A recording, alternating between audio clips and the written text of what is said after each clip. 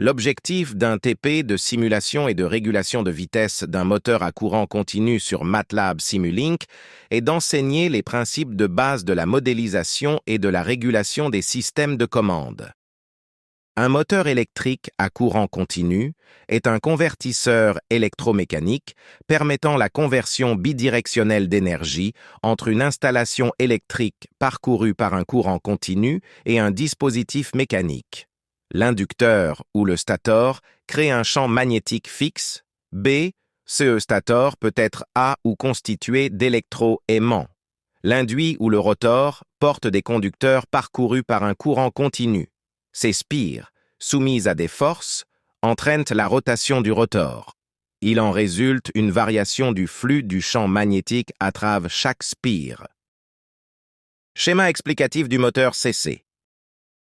La partie électrique d'un moteur, CC, comprend l'induit, la résistance de l'induit, R, l'inductance de l'induit, L, la source d'alimentation, V, et la force contre-électromotrice.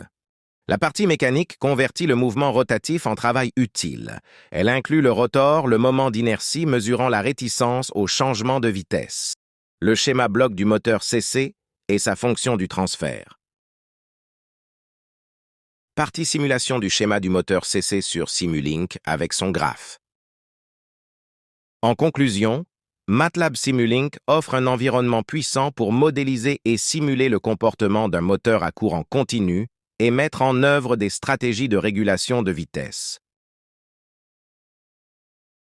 Schéma bloc d'un système de premier ordre.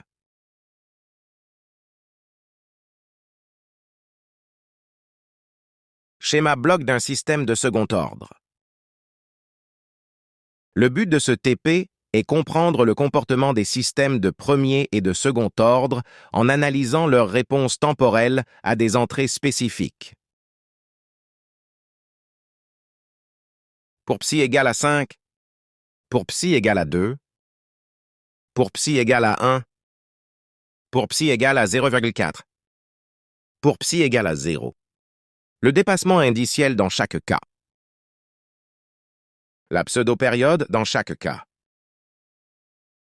Le temps de réponse à 5% dans chaque cas.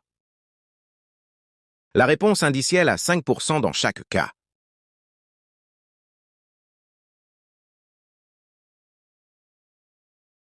La réponse du système pour une entrée échelon d'amplitude 2. La valeur de la sortie. La réponse du système pour une entrée rampe de pente 2.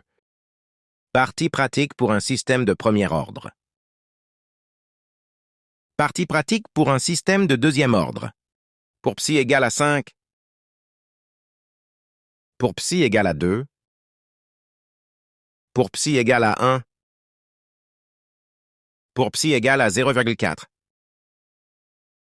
Pour psi égale à 0. En conclusion, l'étude des systèmes du premier et du deuxième ordre offre des perspectives importantes dans le domaine de la modélisation et du contrôle des systèmes dynamiques.